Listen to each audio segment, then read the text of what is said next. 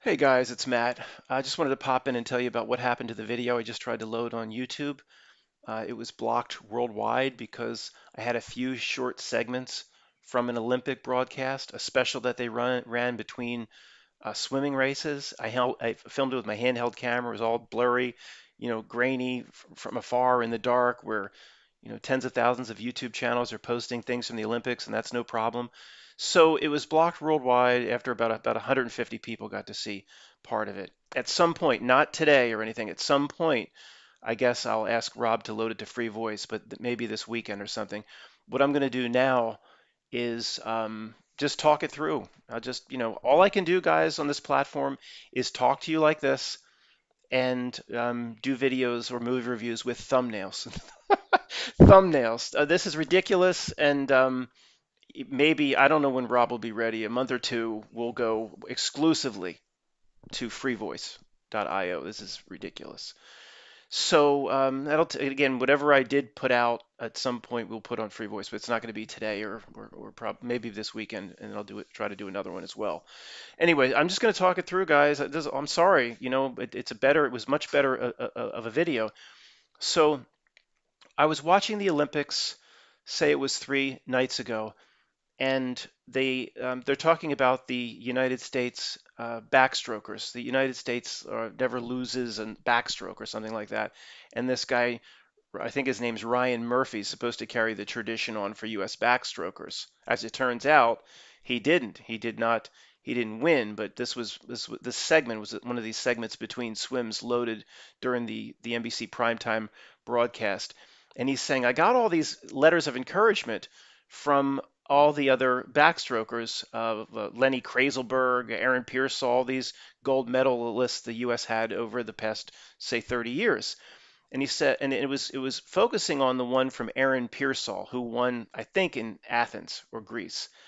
But he typed out a letter. Some of you know where I'm going with this. He typed out a letter for Ryan Murphy, if that's his name. I think his last name's Murphy.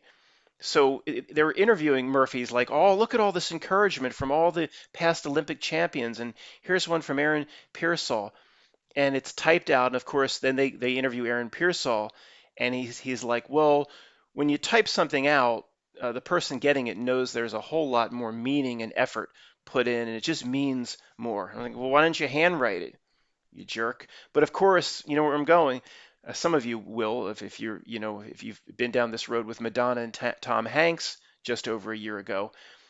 He's typing it out on an old typewriter, of which one of the most popular brands was the exact C word. And when Madonna presented her fictitious story, she was using a Rona-matic. It's one word, but the full C word there, and then onomatic. But there are these old typewriters where it just says.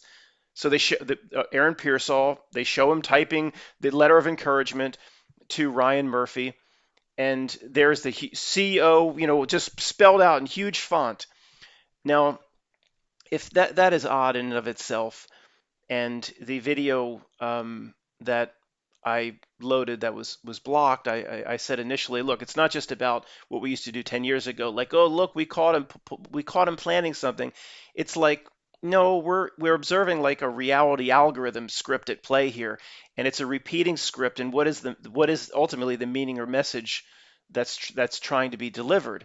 Now, I tried to dabble in that. That's not my thing, interpreting the meaning of what they came up with in the Eyes Wide Shut party. That's not my thing. I think I probably did interpret the meaning correctly, but I'm sure I missed a lot. My thing is more about talking to you about reality themes, reality scripts, repeating themes, fractal nature of how it takes themes and repeats, or themes flow out and keep coming out in an unnatural way where it's not just people planning and plotting. And this was another example of that. So for those that don't know what I'm talking about, where this is a repeating theme of somebody using a typewriter of this exact same name of what we're going through now, it was March of 2020.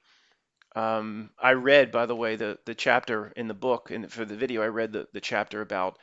I have it documented already how Tom Hanks, who of course is the first actor to get it, to contract it, of course, just happens to be the biggest Illuminati actor. He types a letter out on he has, of course, an old vintage typewriter, which makes so much sense because they're 40 or 50 pounds to lug around. His typewriter, and they show pictures of it or in his tweets.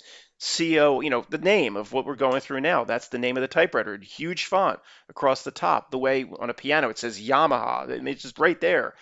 So of course, when Tom Hanks is typing this letter to somebody that was bullied, the kid was bullied because his first name was the C, the beer. So I mean, it's just why it's like why do these themes have to keep coming out? But the first was Tom Hanks, but then very shortly after that, maybe I don't know, a month or month and a half later, Madonna was stuck locked down in Paris, I think it was, and she's typing a letter on but hers was the CEO, all spelled out, a Matic, C-O-Matic typewriter. And she's like, "Oh, I'm just stuck here in Paris. Nobody's going anywhere." This is like April of 2020, and I'm just typing letters on my C-O-Matic. Of course, the exact name of what we're going through now. Madonna can't even read, let alone type. So, I thought, okay, why are they doing this twice? I could see Tom Hanks. Everything's about Tom Hanks. He was the first one to do it. And I documented it for the book because a big part of the book is just documenting the madness and continuing to document the madness. Okay, so Aaron Pearsall, who won the gold, I don't know, 20, 25, 30 years ago, writes a encouragement letter to Ryan Murphy. And he's holding it, and you see it's typed out, of course. And the theme that Ryan Murphy is taking away from it as he's reading certain segments, he's saying, "Hey, it's about more than just the pool. You're making lasting friends." He's reading it from Aaron Pearsall, who's bestowing his words of wisdom. You're making friends for life. What will your competitors say about you? Will you be, or will they be your friends after it's all said and done, or something along those lines? Remember to treat everybody with respect. I don't know, something along those lines. So, but the main theme is when it's all said and done, it's about more than medals and, what will you have accomplished or something like that. So then they go and they're also interviewing at the same time Aaron Pearsall, who they show, of course, that's how, I saw the typewriter in the name, and he's, of course, typing away, and they're showing him typing away because, of course, he types on this old typewriter every day. Of course, he would. I'm sure Tom Hanks does. I'm sure Madonna does. She can't even read. So, of course, he's finger pecking. Well, why would you even have a typewriter if you can't type? But whatever.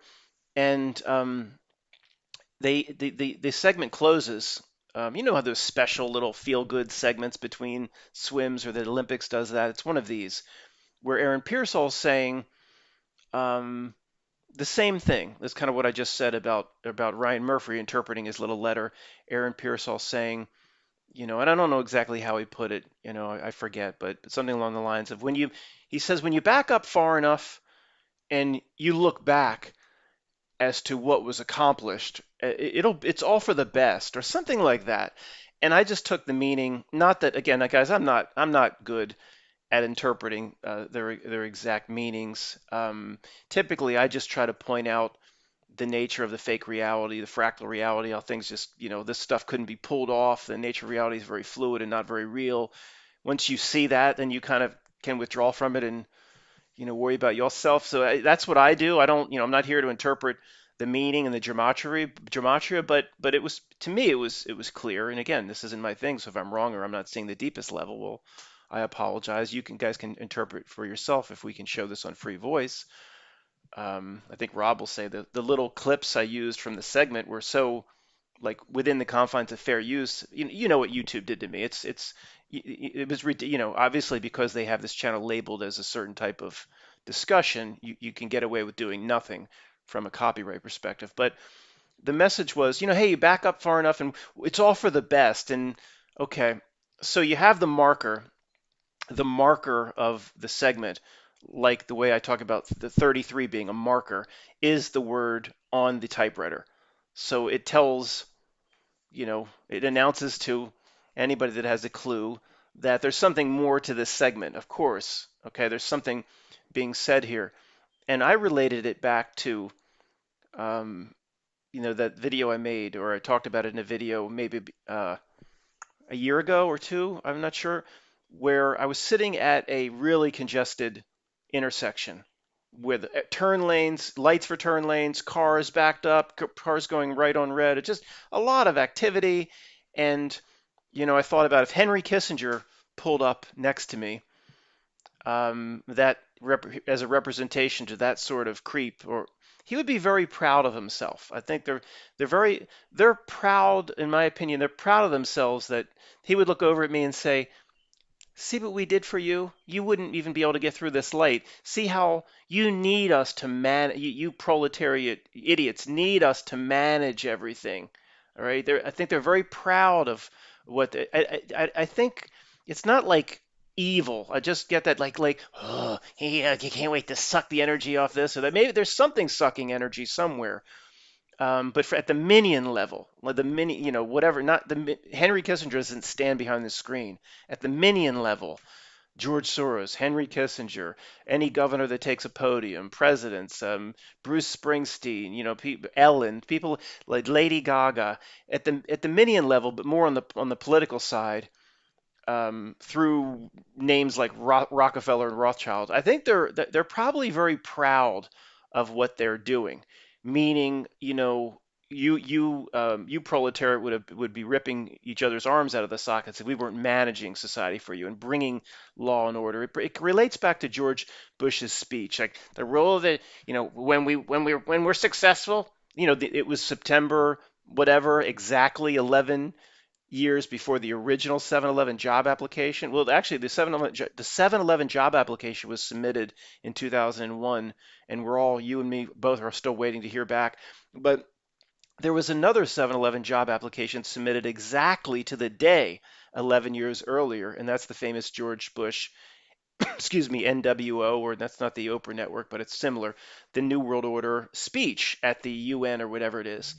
And it's like, and we're building it. I'm going to try. I don't know how to do George Bush. We're building it, and and if we're successful, and we will be, there'll be no more the rule of the jungle. You know what he said. Yeah, rule of law.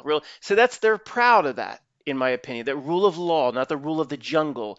And people would look and say that was some pie in the sky idea that never got done. This New World Order. No, it was probably done 30, 40 years before he made the speech. It's on the back of the dollar bill. Novos Ordos Seclorum, this new order of the secular age. So, and if we're successful, and we will be, or something like that, um, read my lips, no new taxes. That's why he lost the election, man. No, it was planned out for 50 years he was going to lose the election. It's a gigantic script, of course.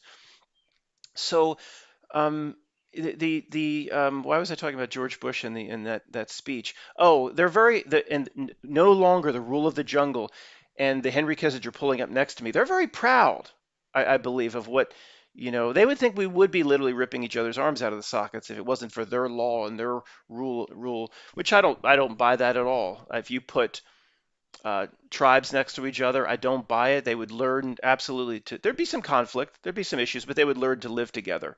There wouldn't nearly be the amount of wars that there are that these guys cook up.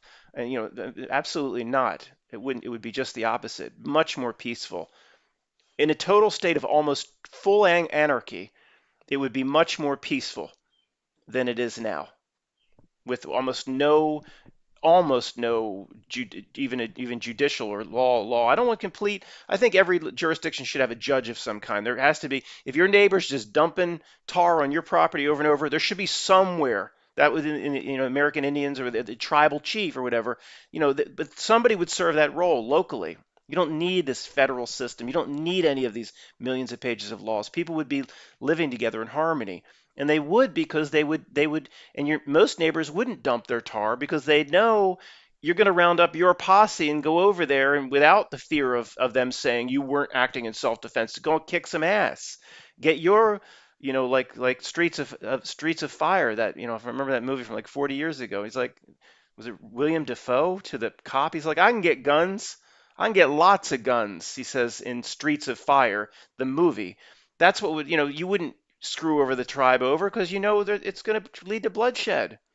It would happen from time to time. But anyway, so you see what I'm saying. So I think they're very proud of the way they manage this for us, and it's ridiculous, of course.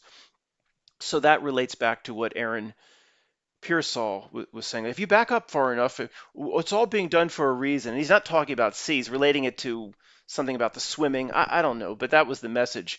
And because they use the C word on the typewriter, of course, then I just was like, okay, this is just them making a little announcement that whatever's going on now, it's all being managed to whatever's real about it, however, whatever's causing at least some people to get ill, it's being managed and rolled out, of course, by this system.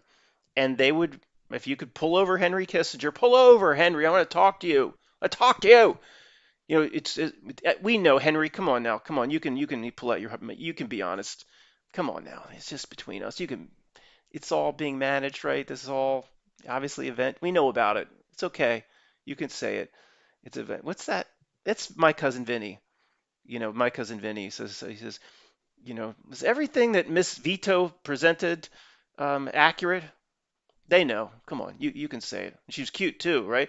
Henry Kissinger? Come on, we know about Event 201. We know about all this nonsense. It's all managed. It's all rolled out onto the. Okay, I will admit it. It's like Jack Nicholson breaking down. Okay, you can't handle the truth. Who's going to protect the United States? You, Lieutenant Weinberg? Kissinger, Henry Kissinger. He would say, "Okay, I admit it." But it's all. But let me explain. It's all for you guys. You wouldn't have a society if it wasn't for us. McDonald's, we're doing it all for you, man.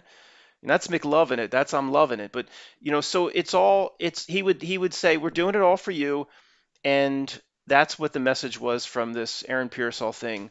That you back up far enough, what we're doing now, like theories that my buddy Christoph, Uncanny Deduction, and he things like, hey, he thinks that it's even being done for to keep inflation in check, to actually keep the world economy going for 5 more years, until to reduce growth, to keep the world economy potentially going for 5 more years until they completely have the new system, the new digital system ready. Maybe it's not ready, so they're like, oh, we have to roll the C thing out, and which squashes economic activity, although according to the statistics and their numbers and of course everything's just wonderful, happy days are here again. But I'm sure the statistics are all fake, and it's not as great as the stock market says, or with their statistics and fake statistics like the job numbers. Henry might say that even that we had to do it for a lot of reasons to you people, but one is the to keep the world economy going, whatever. So again, do I think that we should pull our money together, office pull our money and send them a big bouquet of flowers? No. I they're but they believe they're doing it for us, and I believe at the minion level, at least at that minion level, and that's the message that I believe came out of. And I'll show you the segment on Free Voice when I can, but it won't be today, and it probably won't be till this weekend. So sorry about that, guys, about what happened, and you know, I'm not even gonna. I'm sorry, but in terms of I will always use more clips and sound bites and everything on freevoice.io. I'm not going to try to do this again. I worked all morning on this, and I mean, it seems like nothing, but I had to find the clip. I had to go back, go through a few hours of Olympic broadcast, find it, get the handheld camera. Oh, there's no battery. Charge the battery. Load the video. But I mean, it wasn't that much work. It was just something I did this morning. But to put the work in and then just like blocked. It's just like, come on. I'm not even going to try anymore. I'm going to just talk to you here on YouTube, and I will do movie reviews and things like that and other types of videos with the thumbnails from which I've been doing, which they seem to be. You would think they'd be okay with that, but this is ridiculous. I mean, at some point, I don't know when Rob will be ready to do this like full time. He's got some. He's got a little, he's an internet expert. There's a part of whatever he's working on. He's selling something off, and he said it'll free up a lot of his time. So at some point, we're going to go to freevoice.io. This is ridiculous. I mean, full time. I'm not. This is absurd to stay on this whatever you want to call it. Thanks, guys.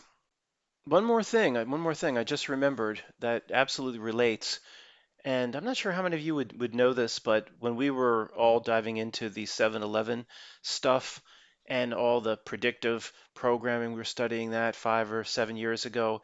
Do you remember it was a at least a musical? It might have been on Broadway, but they made it into a movie too called Godspell. And you might not know what I'm talking about, but you might remember the weirdest clip of all time that closes out their little song. It closes out the entire movie or presentation or whatever. The WTC is being built. It's under construction, and the cast of Godspell, they're singing their song, and I believe one of the cast is Judas. I don't know much about the play. I don't think I want to know, but they're singing "It's all for the best." They're singing "It's all for the best." They're standing on the top of a WTC under construction. I guess that'd have to be 1968, and at one of the characters they're on the roof of the WTC, and the camera focuses in on him, and many of you have seen this, and he says it's really goofy and stupid, and I'm just going to say it the way he said it. It's so dumb, it's cringeworthy, but he says, someone has to be oppressed, and it's all for the best. Sorry, it was I'm trust me, what I just did was less cringeworthy than actually watching it. But it's the same theme. Someone has to be oppressed. You have to, hey, Kissinger would say, look, the only way this works, buddy, is if you have a ruling class and you have, you need us. You would never get through this light here. The light would just blink red for weeks. You'd have access. You need us, buddy. And that theme flows out, and I just thought that Godspell, it's all for the best. Someone has to be oppressed, and try to check it out sometime. Search YouTube Godspell, the ending, WTC, someone has to be oppressed. It's all for. You'll see the end. It's really dumb and cringeworthy, but you'll see what I mean.